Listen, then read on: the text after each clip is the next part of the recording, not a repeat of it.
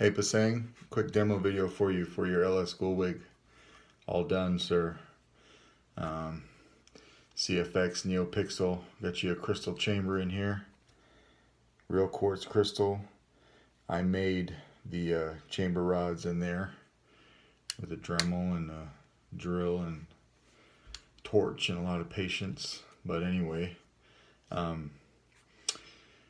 your board and your speaker and your recharge port are all in this area. Of course, your crystal chamber's right here, and then your battery's right here. Your twist and unlock feature for the back half and the front half, I tightened the set screws down so that we couldn't do that. I don't suggest twisting and unlocking it in either of the two sections, just because I've got a bunch of wires going through. I mean, this thing is packed tight full of wires to get all this to work. So lock those down for you. You shouldn't have to worry about it. This piece right here, it will unscrew if you're not careful, but you don't want it to. So hang on to this copper piece when you're unscrewing your emitter to put your blade in. That we'll go over in a second. You don't want this copper piece unscrewing, just the emitter part. So just hang on to it like this. Unscrew your emitter, put your blade in. I almost put some epoxy in there on the threads, but decided not to at the last minute. I don't like to glue stuff down if I don't have to, just in case you might want to do something different with this in the future. Okay, so let's open up your end cap.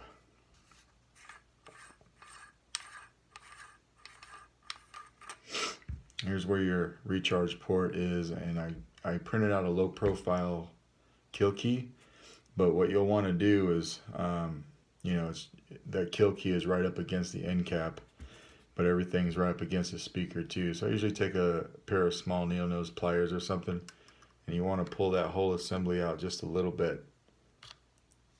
You can see that whole assembly 3D printed piece. Pull it out a little bit before you pull your kill key.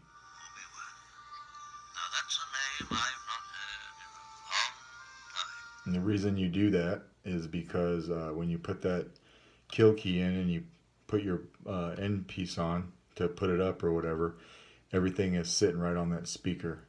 So I did make this loose so it can move back and forth. It's easy to pull out. It won't pull out too far. Just have the end of the recharge port flush with the end of the hilt. That way your end cap will screw all the way on. So we'll screw that on now. It is not a lot of room between here and here to fit a board, a speaker, and a recharge port. When I got this from you, the only thing that was going on here was you had some small electronics with a little circular battery that made these two buttons, control these two LEDs. So went in there, ripped all that out, got rid of it, utilized these two switches to run your CFX board. So that was cool that I could do that. This is of course on a magnet. This clamp card's on a magnet. Pull it up and pull it out. You can see where your battery used to be just for the LED, so there's nothing there anymore. Underneath this gold piece was all your wires for your switches, and then there's some slack wire that I pulled up and kind of coiled nice and neatly underneath there, because this is right behind your crystal chamber. And the crystal chamber I did,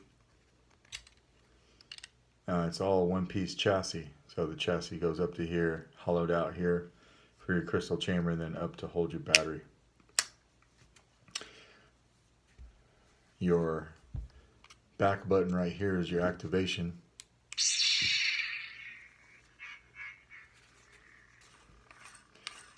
So you'll get that low volume. You'll want to pull that out.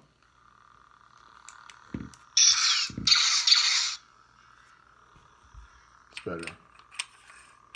That's just the nature of the space that was in it. So this is your activation.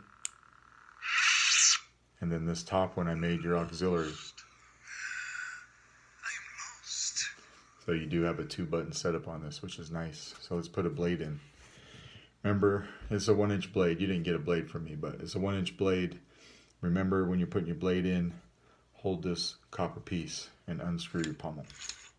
Or I'm sorry, your end cap. Emitter. It's your emitter. So you had, on this hilt already, it came with a hole here for a set screw and another hole here. These were too close to the pins to use properly. So I put my own set screw in right here. It's an 8/32 set screw for your blade retention. Okay. So I had to grind that down too. I ground that set screw down, so it's not very long at all. So blades will fit right in.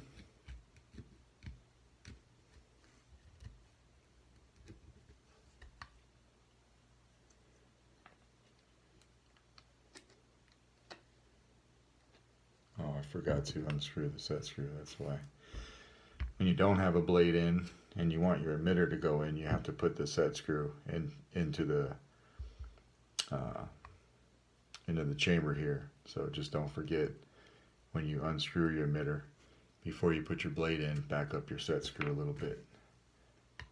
Now the blade goes right in. You can feel it bounce up and down on those pins. It's a nice fit. So just make sure you hold the blade all the way down on the pins. Tighten up your set screw. When you tighten it up, you got to make sure that it's past this profile on this lip. If not, when you go to slide your emitter back on, like this, it won't go. I've never seen a setup like this before, but this is how you have to do it with this hilt. So now we've got everything set up. Turn the light off. Sound energy critical means I got to charge the battery. Tap your auxiliary for your blaster deflex. It'll look a lot cooler on a normal size blade, but I only have this 14-inch, 1-inch diameter blade sitting around to test hilts, so sorry. Flash on clash. Hold it down for your blade lockup.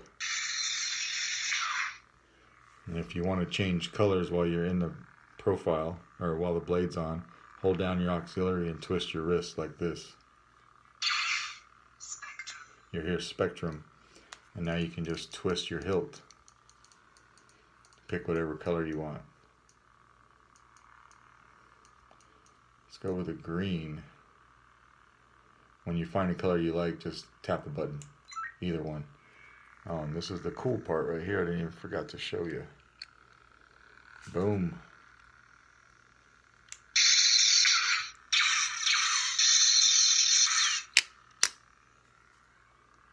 Turn your blade off. To get to your sound fonts, hold down your auxiliary button. Sound bank selection. Now I gave you a lot of sound fonts on here because it's so hard to get to the SD card. I loaded you up with fonts and blade profiles and everything so that you won't have to get to it, because you're going to have a super hard time getting to it. So hopefully I gave you enough to keep you busy. You won't have to worry about it. But your auxiliary and your activation both cycle through your fonts.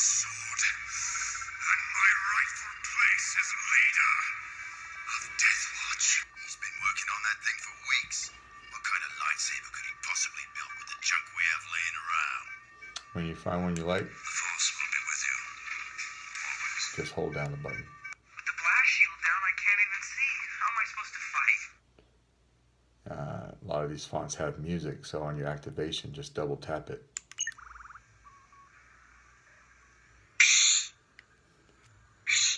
This particular one is just Luke when he's training blindfolded with the flying orb thing. We can turn either this off or the music off, just double tap the activation again. Here, we can go to a different sound font that's got music. Sound bank selection. He's been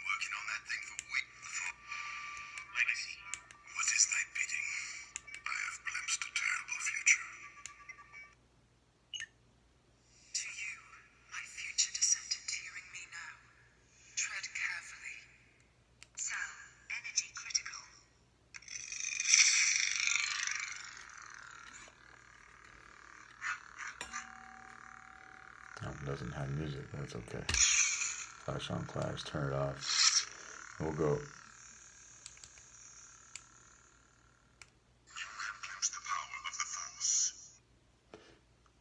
To get to your blade profiles when your blade is on.